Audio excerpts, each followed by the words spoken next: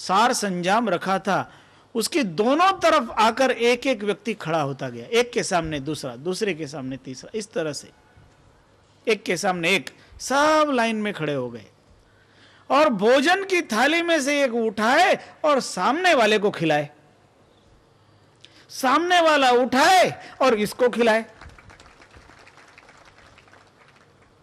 और इसके कारण कहीं भी अन्न खराब नहीं हुआ और सबका पेट भर गया, सब एकदम राजी हो गए। तब उस संत ने कहा कि मुझे तब ख्याल आया कि जहां दूसरों का ख्याल किया जाता है वहां स्वर्ग है, और जहां अपना ही ख्याल किया जाता है वो नरक है। आप कहां रहते हो, स्वर्ग में कि नरक में? प्रत्येक व्यक्ति को खुद निश्चय करना है कि हम कहां रहते हैं। हम यदि दूसरों का ख्याल करते हैं तो वो जगह स्वर्ग है, और जहां हम अपना ही देखते हैं, जितना व्यक्ति स्वार्थी बनेगा उतना नजदीक नरक उसके आएगा, और जितना व्यक्ति अन्य का ध्यान रखेगा, अन्य के लिए कार्य करता रहेगा, वो स्वर्ग का निर्माण करता रहेगा। और हमें उस स्वर्ग को इस धरती पर उतारना है। हम मरने के बाद स्वर्ग में जाएं, ऐसी जो कामना करते हैं तो वो तो मरने के बाद, पर अरे जीते जी स्वर्ग को बनाओ ना।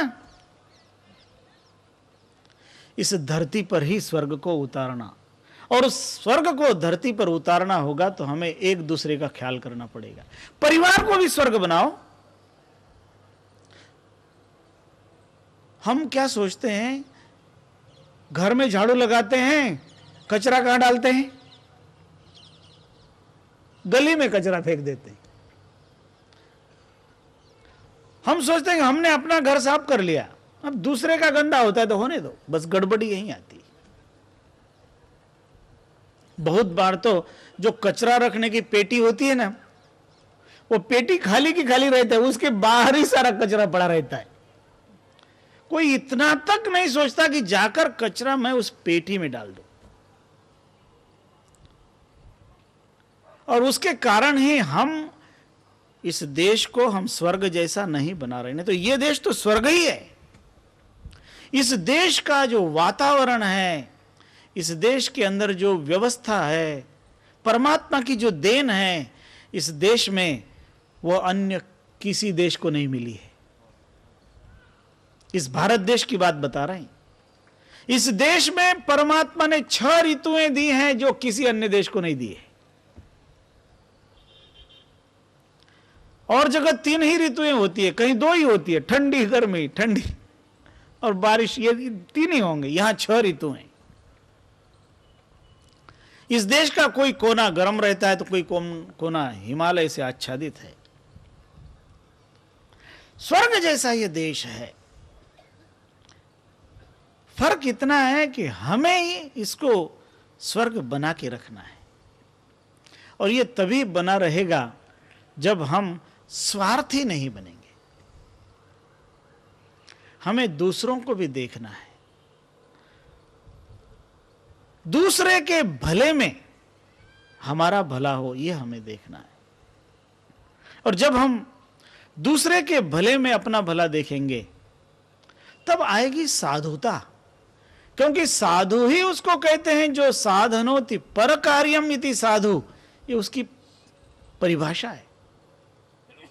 हर व्यक्ति साधु है यदि दूसरे का भला करता है। तो भला बनो और भला काम करो, अच्छे बनो, अच्छा काम करो। वो जो अच्छे कार्य होंगे वे अच्छे कार्य ही परमात्मा को प्रसन्न करेंगे। इसलिए हम केवल अपने लिए पकाए नहीं, उसमें अन्य लोगों का भी हिस्सा है, और खिला के खाएं। इसीलिए कबीर साहब कहते हैं ना, हिलमिल रहना, देकर खाना, दे के खाना, नेकी बात सिखाते रहना, जपना निर्गुण नाम, रे मन नेकी कर ले 2 दिन का मेहमान, रे मन नेकी कर ले। यहां कायम रहने तो कोई आया नहीं ना। आया है सो जाएगा, राजा रंक फकीर, जो भी आया है जाना तो पड़ेगा। यदि कोई धनवान व्यक्ति ये समझे कि मैं रहने के लिए आया हूं, मेरे पास बहुत पैसा है, तो भाई तेरा पैसा काम नहीं करेगा। एक महात्मा ने बड़ा अच्छा गीत लिखा है, भजन लिखा है। रे मन मुसाफिर निकलना पड़ेगा, काया कुटी खाली करना पड़ेगा।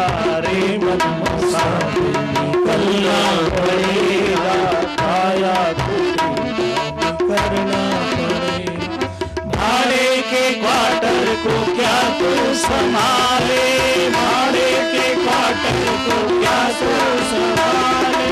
जिस दिन तुझे घर का मालिक निकाले, जिस दिन तुझे घर का मालिक निकाले, उसका किराया भी भरना पड़ेगा, उसका किराया भी भरना पड़ेगा। रे मन मुसाफिर निकलना पड़ेगा, रे मन मुसाफिर निकलना पड़ेगा। आएगी नोटिस जमानत न होगी, आएगी नोटिस जमानत न होगी। पल्ले अगर कुछ अमानत न होगी, पल्ले अगर कुछ अमानत न होगी, होकर के कैद तुझे चलना पड़ेगा, होकर के कैद तुझे चलना पड़ेगा। रे मन मुसाफिर निकलना पड़ेगा, रे मन मुसाफिर निकलना पड़ेगा।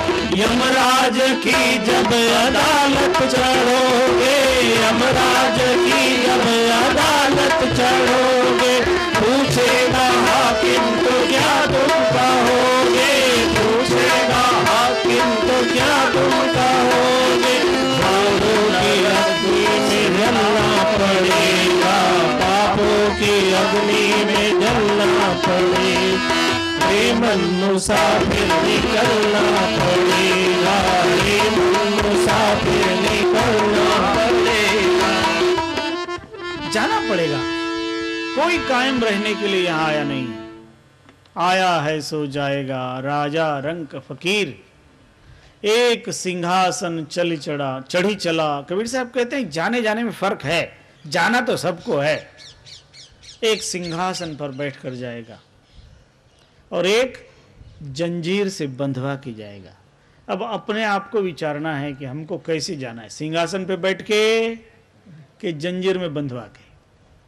सिंहासन पर बैठकर वह जाएगा जो दूसरों का ख्याल करेगा, और जंजीर में बंध के वह जाएगा जो खुद का ही ख्याल करेगा। दूसरों का तिरस्कार करके खुद का ख्याल करेगा, वो जंजीर में बंध के जाएगा। इसलिए कहते हैं स्वर्ग का निर्माण करना है तो दूसरों का ख्याल करना सीखो। भला बनो और भलू करो, अच्छा बनो और अच्छा काम करो, तब यह धरती ही स्वर्ग हो जाएगी। क्योंकि नरक और स्वर्ग में कोई बहुत फर्क नहीं है। इसलिए परमात्मा ने हमें मौका दिया है, उस मौके का हमें उपयोग करना है। और हम इस धरती को जैसा हमने पाया है उससे कुछ अच्छा बना के जाएं। आपके परिवार में भी जैसा वातावरण है उस वातावरण को और अच्छा बनाने की कोशिश करना। धरती का वातावरण भी अच्छा बनता रहे, और उसके लिए हमें अधिक से अधिक वृक्ष लगाना चाहिए। अधिक से अधिक वृक्ष लगाएंगे ना तब धरती का वातावरण अच्छा बनेगा। हम लोगों ने वृक्षों का बहुत निकंदन कर दिया है, और उसी के कारण दुष्काल, अनावृष्टि, अतिवृष्टि ऐसा सब होता है। पर्यावरण को भी हमें ध्यान में रखना चाहिए, क्योंकि उस परमात्मा का आयोजन हम जब बिगाड़ते हैं तो प्रकृति भी हम पर नाराज होती है। इस दुनिया में व्यक्ति को प्रकृति के साथ चलना चाहिए, प्रकृति के विरुद्ध काम नहीं करना चाहिए। तभी इस धरती पर भी स्वर्ग का निर्माण हो सकेगा। बहुत जगह हमने ऐसा देखा है कि जो जगह एकदम उजाड़ थी, वहां कोई योग्य व्यक्ति आकर बैठा और उसने उस उजाड़ को नंदनवन बना दिया। और कहीं कहीं ऐसा होता है कि बड़ा नंदनवन जैसा था, कोई अयोग्य व्यक्ति बैठा, वो उजड़ गया। इसलिए योग्यता बहुत बड़ी चीज है। इसलिए गुरु भी शिष्य में योग्यता देखता है, तब उसे वो ज्ञान देता है। गुरु अपने शिष्य में पात्रता पाने के बाद ही उसे वह ज्ञान देता है। गुरु शिष्य के पास जाता है, शिष्य ही गुरु के पास नहीं जाता, गुरु भी शिष्य के पास जाता है। और शिष्य और गुरु का जो संबंध है वह दुनिया का सबसे पवित्र संबंध है, सर्वोत्तम संबंध है। इसलिए गुरु को परमात्मा से बड़ा कहा गया है। और कबीर साहब की वाणी में तो बहुत स्पष्ट हुआ है, गुरु हैं बड़े गोविंद ते मन में देखो विचार। गुरु हैं बड़े गोविंद ते मन में देखो विचार। हरि सिरजे ते वार है, गुरु सिरजे ते पार। गुरु इसलिए भी परमात्मा से बड़े हैं क्योंकि परमात्मा सृष्टि करता है तो हमको यहां इस संसार में भेज देता है, और गुरु जब कृपा करता है तो इस संसार भवबंधन से मुक्त कर देता है। इसलिए गुरु के प्रति व्यक्ति के मन में ऐसा भाव होना चाहिए, ईश्वर से भी अधिक श्रद्धा होनी चाहिए। निश्चल दास जी ने एक बड़ा सुंदर ग्रंथ लिखा है वेदांत का, जिसका नाम है विचार सागर। उस ग्रंथ में उन्होंने श्रद्धा का विश्लेषण किया है, और श्रद्धा का विश्लेषण करते हुए वो लिखते हैं, ईश्वर ते गुरु में अधिक श्रद्धा। ईश्वर से भी गुरु में अधिक श्रद्धा होनी चाहिए।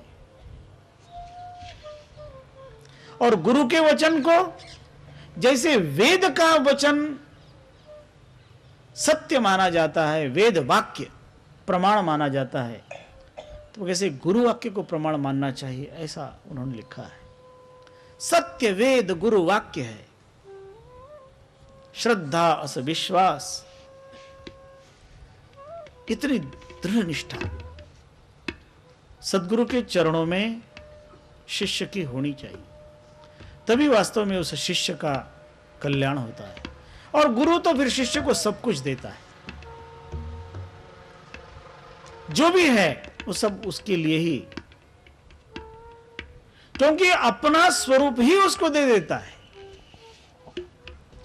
जैसे एक भंवरा एक कीड़े को उठाकर लाता है और उसको भंवरा बना देता है। इसलिए कबीर साहब की साखी में आता है, गुरु को कीजे बंदगी कोटि कोटि प्रणाम, कीट न जाने भृंग को गुरु कर ले आप समान। लेकिन यह संभव तब है वह जब जीव गुरु को अपने आप को सौंप दे, समर्पण कर दे, तब सदगुरु की मेहर होती है, कृपा होती है। और सदगुरु की कृपा होने के बाद उस जीव का सर्व प्रकार से कल्याण होता है। इसलिए धनी धर्मदास जी का नाम जो आज लिया जाता है वह इसी कारण कि उन्होंने सदगुरु कबीर साहब के प्रति अपना सर्वस्व समर्पण किया, और उसके बाद सदगुरु ने उन्हें अपनाया,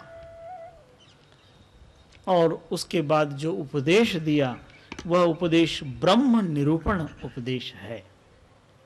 और उस ब्रह्म निरूपण का चिंतन हम लोग कर रहे हैं। आगे इसी ब्रह्म निरूपण के प्रकरण को हम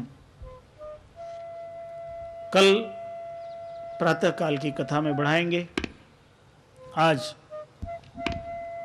सत्य नाम का थोड़ा कीर्तन करें और फिर जो पूजन वगैरह होगा उस पूजन में सब लोग शामिल हो जाएं।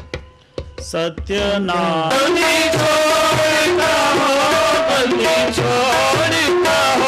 जीवन मुक्त तवा बंदी छोड़ कहो, जीवन मुक्त तवा बंदी छोड़ कहो, जीवन मुक्त तवा बंदी छोड़ कहो, जीवन मुक्त तवा बंदी छोड़ कहो। सत्य नाम भजो, सत्य नाम भजो, साचा संत तवा सत्य नाम भजो, सत्य नाम भजो, सत्य नाम भजो, साचा संत तवा सत्य नाम भजो। गुरु ज्ञान गहो, गुरु ज्ञान गहो, गुरु ज्ञान गहो, गुरु ज्ञान ग्रहो, गुरु ज्ञान गहो, गुरु ज्ञान गहो, गुरु ज्ञान ग्रहो, गुरु ज्ञान ग्रहो।